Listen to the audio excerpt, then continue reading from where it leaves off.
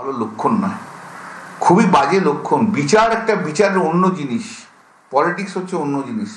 জজ জজিয়তি করুক, জজ রাজনীতি করা যেন না করে। জজ রাজনীতি করলে খুব মুশকিল আছে। জজ যদি বলে যে আমি পলিটিক্যাল লিডারদের মতো ডেলি আমার প্রচার চাই, তাহলে কিন্তু খুব মুশকিল হয়ে যায়।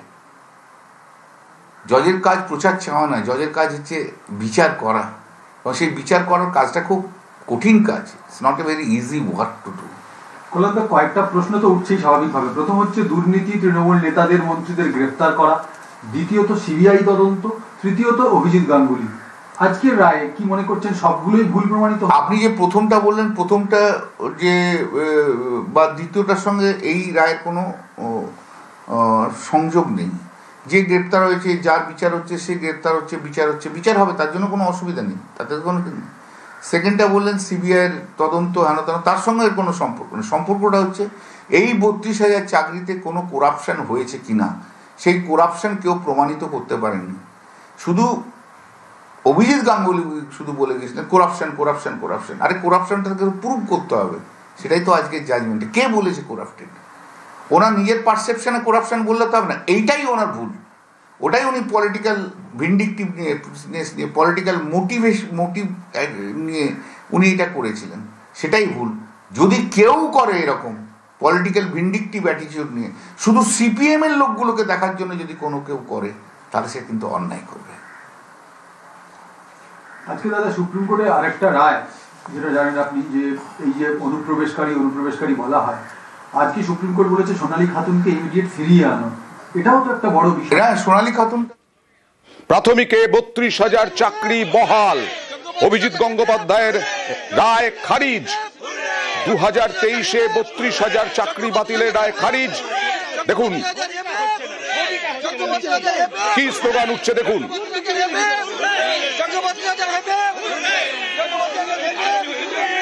আর মুখ্যমন্ত্রী মমতা বন্দ্যোপাধ্যায় কিছুক্ষণ আগে তাকে প্রশ্ন করা হয়েছিল এই বিষয়ে, তিনি কি বললেন দেখুন। বিচাররা জাস্টিস পেয়েছে এবং তাদের পরিবারগুলো সেভ হয়েছে। কথায় কথায় কোর্টে গিয়ে চাকরি খেয়ে নেওয়া, এটা তো ঠিক নয়। আমাদের চাকরি দেওয়া দরকার, খেয়ে নেওয়া দরকার। বিচারকে আমরা প্রস্তাব করি। সুতরাং আমি সবচেয়ে খুশি যে আমার চাকরিগত ভাই বোনেরা তাদের চাকরিটাকে সুরক্ষিত করতে পেরেছে। প্রাথমিকে এই দুর্নীতির অভিযোগে সিবিআই, ইডি তারা তদন্ত করছিল। তাদের চিহ্নিত করা মাত্র 264 এবং 96 জন অযোগ্য চিহ্নিত করতে পেরেছে তারা। তাই এই মাত্র কয়েকজনের জন্য 32,000 জনের চাকরি বাতিল হতে পারে না।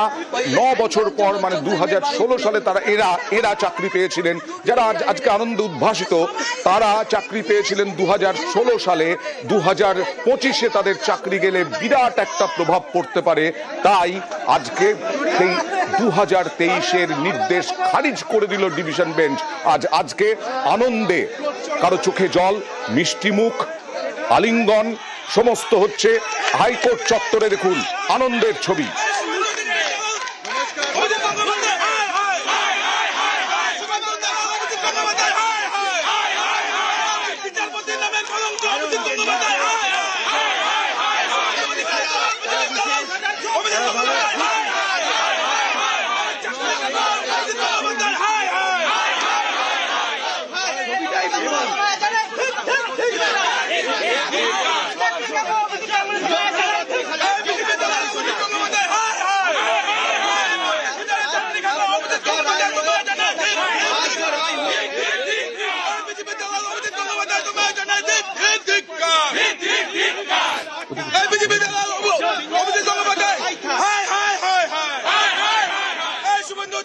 অভিজিৎ গঙ্গোপাধ্যায়ের রায় খারিজ হওয়ার পরে কোর্ট চত্বরে, হাইকোর্ট চত্বরে বহু শিক্ষক তারা উপস্থিত ছিলেন এবং তারা এই পালন করছেন।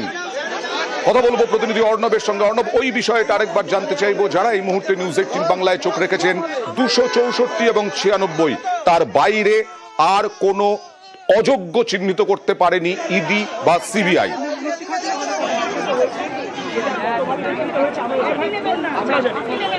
একেবারে তাই। আদালত ডিভিশন বেঞ্চের চোখে চিহ্নিত দাগি 264, সিবিআই এবং ইডি তাদের তথ্য বলছে একই সঙ্গে 96 জন যারা ন্যূনতম যোগ্যতম না থাকা সত্ত্বেও চাকরি পেয়েছিল সেই সংখ্যাও তারা কিন্তু এজলাসে জমা দিয়েছিল। এই 264 এবং 96 যে চাকরি চিহ্নিত অযোগ্য ছিল তাদের কিন্তু ইতিমধ্যেই চাকরি থেকে বাদ দেওয়া হয়েছে, এমনটা আদালতে জানিয়েছে প্রাথমিক বোর্ড। যদিও 264 যারা ট্রেন ছিল তারা সুপ্রিম কোর্টের আদেশে আবার তারা রিইনস্টেট হয়, তারা নিজের চাকরিতে পুনরায় ফিরে এসছে। এই অবস্থায় চিহ্নিত দাগি বা কারা অযোগ্য এটা চিহ্নিত করার যাদের উপরে দায়িত্ব ছিল সেই কেন্দ্রীয় এজেন্সি সিবিআই বা ইডি তারা নির্দিষ্ট করে তথ্য তুলে আনতে পারেনি। তাদের শুধু ইনভেস্টিগেশন নয়, তারা চার্জশিট জমা দিয়েছে, তারপর অতিরিক্ত চার্জশিট জমা দিয়েছে এবং বেশ কিছুটা সময়, অনেকটা সময় তারা পেয়েছে, কিন্তু এখনো পর্যন্ত ট্রুথফুল কিছু তুলে আনতে পারেনি। কাজেই এখন যা দাঁড়ালো, অর্থাৎ একক বেঞ্চ 2023 সালে 12 মে যে জাজমেন্ট দিয়েছিল বিচারপতি অভিজিৎ গঙ্গোপাধ্যায় তৎকালীন বিচারপতি, সেই জাজমেন্টে বলা হয়েছিল অ্যাপটিটিউড টেস্ট হয়নি। কিন্তু অ্যাপটিটিউড টেস্ট হয়নি তার প্রামাণ্য নথি কোথায়, তথ্য কোথায়? এক্ষেত্রে বিচারপতি অভিজিৎ গঙ্গোপাধ্যায় তার 12 মে 2023-এর জাজমেন্টে সেখানে তিনি উল্লেখ করেছিলেন যে ইন ক্যামেরা রুদ্ধদ্বার শুনানিতে বিভিন্ন জেলা থেকে তিনি ইন্টারভিউয়ারদের ডেকেছিলেন, তাদের বয়ান লিপিবদ্ধ করেছিলেন এবং সেই বয়ানে একাধিক ইন্টারভিউয়ার নাকি সাক্ষী দিয়েছিল। যেহেতু ইন ক্যামেরা তাই আমরা নাকি বলছি, কিন্তু জাজমেন্টের কপি থেকে আমরা যেটা দেখেছি এই ইন্টারভিউরা সাক্ষী দিয়েছিল তাদের কাছে অ্যাপটিটিউড টেস্ট কিভাবে নিতে হবে তার কোনো নির্দিষ্ট গাইডলাইন ছিল না, বা এই অ্যাপটিটিউড টেস্ট এটা কি তারা অনেকেই জানে না। কাজেই সিঙ্গেল বেঞ্চের বিচার পর্যবেক্ষণে এটা সামনে এসেছিল বা জাজমেন্টে সামনে এসেছিল অ্যাপটিটিউড টেস্ট হয়নি। প্রাথমিক শিক্ষক নিয়োগের 2016 সালের যে নিয়োগ প্রক্রিয়া তার যে বিধি, সেই বিধিতে এই নিয়োগ প্রক্রিয়ার একটা অংশ ছিল অ্যাপটিটিউড টেস্ট। কাজেই এই অ্যাপটিটিউড একটু সঙ্গে থাকো, এই ব্যাপারটা নিয়ে আবার আসবো তোমার কাছে কিছুক্ষণের মধ্যেই। ম্যানের কাছে গুড ম্যান হওয়া, গুড উইল তৈরি করা, নিজস্ব একটা ইমেজ জাহির করার জন্য এই রাত তার বলির পাঁঠা করা হয়েছিল এই 32,000 ফ্যামিলিকে। কোনো প্রমাণ ছাড়াই উনি একটা নির্দিষ্ট নিজের চিন্তা ভাবনার উপর কেন্দ্র করে কিছু জনকে ওনার পরিচিত লোক বা ওনার পরিচিত জায়গা থেকে ডেকে এনে এরকম একটা রায় যেটা দিয়েছিলেন, তাই আমরা 3 বছর ধরে আমরা একটা অনিশ্চিত জীবনযাপনের মধ্যে দিয়ে যাচ্ছিলাম, দোলাচলের মধ্যে দিয়ে যাচ্ছিলাম। আজকে রায় এত কাউন্সিলকে এতদিন ধরে শুনানি দিয়ে এবং সমস্ত কাউন্সিলের যে সাবমিশন সেটাকে রেকর্ড করে এবং সমস্ত দিক বিচার করে আজকে ডিভিশন বেঞ্চ অত্যন্ত দ্রুততার সাথে যে জাজমেন্ট দিয়েছে তাতে অভিজিৎ গঙ্গোপাধ্যায়ের যে জাজমেন্ট সেটাকে সেটিসফাইড করা হয়েছে এবং যাদের চাকরি চলে গেছিলো সেই চাকরি বহাল থাকলো। এবং এর সাথে সাথে যেটা সোশ্যাল সাইড আমরা বলবো, কারণ আমি একটি মাত্র অ্যাসোসিয়েশন বঙ্গীয় প্রাথমিক শিক্ষক সমিতির পক্ষ থেকে অ্যাপিয়ার করেছিলাম, যেই সংগঠন একমাত্র সংগঠন এখানে মামলা লড়েছে। সেক্ষেত্রে পশ্চিমবঙ্গের যে বেহাল শিক্ষা ব্যবস্থা সেটা নিশ্চয়ই পুনরুদ্ধার হবে। এই শিক্ষকরা যদি তাদের যোগ্যতার সাথে যেভাবে কাজ করেছেন সেটিও ডিভিশন বেঞ্চ রেকর্ড করেছে যে এই শিক্ষকদের বিরুদ্ধে কোনো রকম কোনো অভিযোগ আসেনি, অতএব সেটা আবার বেহাল অবস্থাটা নিশ্চয়ই ফেরত আসবে, এই আশা আমরা রাখতে পারি। এই যোগ্য যেভাবে করা গেল না বলি, করা গেল না বলি কি বেনিফিট অফ ডাউট মানবিকতার সাথে এই চাকরি বহাল সেটা পুরো জাজমেন্ট না পড়লে বলা যাবে না। তবে সিবিআইয়ের বক্তব্যটা রেকর্ড করেছে ডিভিশন বেঞ্চে, যেই পোর্শনটা জয় সাহেব পড়েছেন তাতে বলেছেন যে সিবিআই যতদূর পর্যন্ত ইনভেস্টিগেশন করেছেন এবং চার্জশিট জমা দিয়েছেন তার ভিত্তিতে যাদেরকে চিহ্নিত করা গেছে তাদেরকে বাতিল করা হবে, কিন্তু তাছাড়া বাকি সবটাই কিন্তু অ্যাজামশন প্রিজামশনের ওপরেই হয়েছে। সেরকম কোনো কংক্রিট ডেফিনিট যেটাকে বুলেট পয়েন্ট সেটা তথ্য নেই কোর্টের কাছে, সুতরাং এই অবস্থায় এটা করা যাবে না। কার্তিক কুমার রায় আমার সাথে বঙ্গীয় প্রাথমিক শিক্ষক সমিতির। তার মানে এই আইনজীবী যেটা বললেন যে আদালত অনুমান সাপেক্ষে 32,000 চাকরি বাতিলের নির্দেশ দিয়েছিল। অর্ণব, একেবারে তাই। প্রাথমিক শিক্ষকদের যে সংগঠন তাদের তরফে একমাত্র তারাই মামলাকারী ছিল, নির্দিষ্টভাবে সংগঠনের কোনো মামলা করা হয়নি। আমার সঙ্গে রয়েছে আনন্দ হান্ডাবাবু, তাই তিনিও এই মামলার সঙ্গে যুক্ত ছিলেন। অর্থাৎ আমি আবারও যেটা বললাম যে একটা দুর্নীতি বা অনিয়ম প্রমাণ করতে গেলে তার সঙ্গে অকাট্য বা প্রামাণ্য কিছু নথি বা তথ্য জমা দিতে হয়। সেই অকাট্য নথি বা প্রমাণের অভাব রয়েছে। সিবিআই বা এজেন্সি যে প্রমাণ দিচ্ছে তাতে 96 জন আর এদিকে 264 জন, এই 360 জনের তথ্য রয়েছে। কাজেই 360 জনের চাকরি বাতিল হয়েছে, কিন্তু এই প্রক্রিয়াটা বাকি এই 32,000-এর চাকরি বাতিল করার জন্য যে অনিয়ম বা যে দুর্নীতির তথ্য প্রমাণ চাই তা কিন্তু আসেনি। শুধুমাত্র একটাই তথ্য প্রমাণ, অ্যাপটিটিউড টেস্ট হয়নি। কি তথ্য প্রমাণ? তথ্য প্রমাণ নেই, শুধুমাত্র আদালতে অভিযোগ এসেছিল একজন সাংবিধানিক আদালতের বিচারপতি হয়ে একটা রোয়িং এনকোয়ারি করেছিলেন, সেটা জুডিশিয়ারির পক্ষে সঠিক কাজ নয় বলে ডিভিশন বেঞ্চ পর্যবেক্ষণ রাখছে। অর্থাৎ একজন বিচারপতি তিনিই যদি অনুসন্ধান করবেন, তিনিই যদি তদন্তের কাজে লিপ্ত হবেন, তাহলে তো একটা সমান্তরাল তদন্ত হয়ে গেল। অর্থাৎ তদন্ত করার দায়িত্ব সিবিআইয়ের, ইডির, তদন্ত করার দায়িত্ব অন্য কোনো এজেন্সির, তদন্ত করার দায়িত্ব আজকে যে ডিভিশন বেঞ্চ জাজমেন্ট দিচ্ছে, এই ডিভিশন বেঞ্চে দুই বিচারপতি তো কোনো যে তথ্য প্রমাণ অভিযোগ আকারে আসবে বা অভিযোগ আসবে সেটা তো তারা তদন্ত করতে পারেন না। একটা সাংবিধানিক আদালত আর্টিকেল 226 এই সংবিধানের প্রয়োগে তারা নির্দেশ দান করেন, ক্ষমতা তাদের দেওয়া হয়েছে, সেই নির্দেশে কারো চাকরি যায়, কারো চাকরি ফিরে পায়। এই সাংবিধানিক আদালত কখনো একতরফা ঢুকে কোনো রোয়িং ইনভেস্টিগেশন অর্থাৎ একতরফা কোনো তদন্ত করতে পারে না। অর্থাৎ এই যে অ্যাপটিটিউড টেস্ট হয়নি, একক বেঞ্চের নির্দেশে প্রতিষ্ঠিত হয়েছে যে অ্যাপটিটিউড টেস্ট কিভাবে হয়নি, ইন্টারভিউয়ারদের ক্লোজ রুম বা ইন ক্যামেরা তাদের বয়ান রেকর্ড করে, এটা একতরফা হয়েছে। তার কাউন্টার করার সুযোগ পায়নি প্রাথমিক শিক্ষা পর্ষদ। যদিও প্রাথমিক শিক্ষা পর্ষদ সেই মুহূর্তে আদালতে তার কাউন্টার দিতে যায়নি, তাদের যুক্তি ছিল ডিভিশন বেঞ্চে এসে যে তারা ওই বেঞ্চে গেলে কোনো বিচার পেতেন না, তাদের বক্তব্য শোনা হয়নি, তাদের এফিডেভিট দিতে দেওয়া হয়নি। এই জায়গায় অর্থাৎ একটা নিয়োগ প্রক্রিয়া, তার লিখিত পরীক্ষা, এখানে টেট, টিচার্স এলিজিবিলিটি টেস্ট, টেটের পর ধাপ রয়েছে, ইন্টারভিউ হবে, অ্যাপটিটিউড টেস্ট হবে, কাউন্সিলিং হবে, তারপর চাকরি। এই অ্যাপটিটিউড টেস্টের যে নাম্বার, সেই নাম্বারটা অ্যাপটিটিউড না হওয়াতেও তারা অনেকেই পেয়ে গেছেন।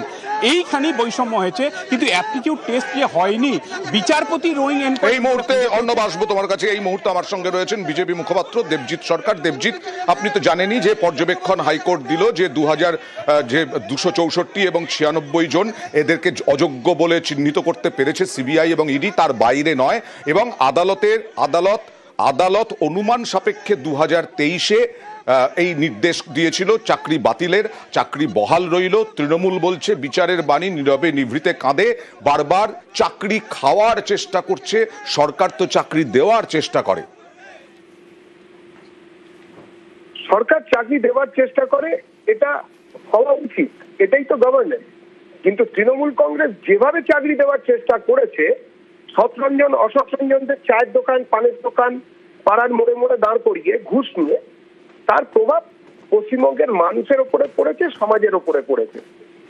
আমরা ভারতীয় জনতা পার্টির তরফ থেকে একটা কথা বারবার পরিষ্কার করেছি, আমরা চাই যারা চাকরি পেয়েছেন যোগ্যতার বলে, যারা কোনো সৎরঞ্জন অসৎরঞ্জনের মাধ্যমে টাকা দিয়ে শিক্ষামন্ত্রীর ফ্ল্যাটে বা তার বান্ধবীর খাটের নিচে কিংবা কোন মন্ত্রীর দেহরক্ষীর বাড়িতে সেই টাকা জমা রেখে চাকরি পাননি, যারা বিভিন্ন সময় চাকরি নিয়ে ছেলেখেলা করেছেন, মানুষের সঙ্গে অপরাধ করেছেন, প্রশাসনিক দুর্নীতি করেছেন, মেধাকে প্রতারণা করেছেন, এবং সেই সিস্টেমের মধ্যে থেকে যারা চাকরি পেয়েছেন তারা চাকরি করবেন না। জনগণের ট্যাক্সের পয়সায় এক্ষেত্রেই তো মাত্র ইডি এবং সিবিআই 264 এবং 96 জন অযোগ্য চিহ্নিত করতে পেরেছেন।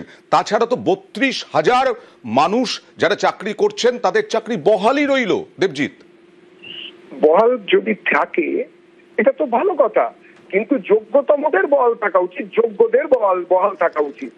বাকি তদন্ত চলবে, তার মানে তদন্ত শেষ হয়ে যায়নি।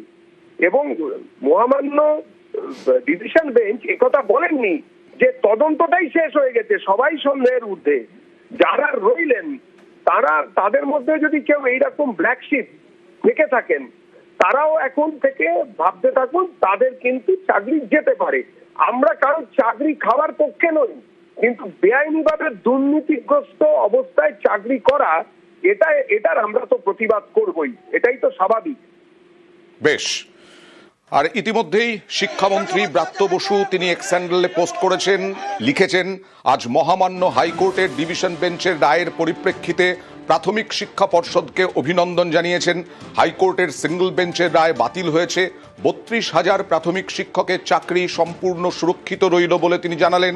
শিক্ষকদেরও শতত শুভেচ্ছা জানিয়েছেন এবং জানিয়েছেন সত্যের জয় হলো। এক্স হ্যান্ডেলে পোস্ট করেছেন, লিখেছেন ব্রাত্য বসু। প্রাথমিকে 32,000 চাকরি বাতিল নয়, প্রাথমিকে 32,000 চাকরি বহাল। যারা নিউজ 18 বাংলায় এই মুহূর্তে চোখ রেখেছেন, এই মুহূর্তের সব থেকে বড় খবর, সিঙ্গল বেঞ্চের নির্দেশ খারিজ। সিঙ্গল বেঞ্চের নির্দেশ দেওয়া হয়েছিল 2023-এ, 32,000-এর চাকরি গিয়েছিল প্রাথমিকে, ডিভিশন বেঞ্চ খারিজ করে দিল। চক্রবর্তী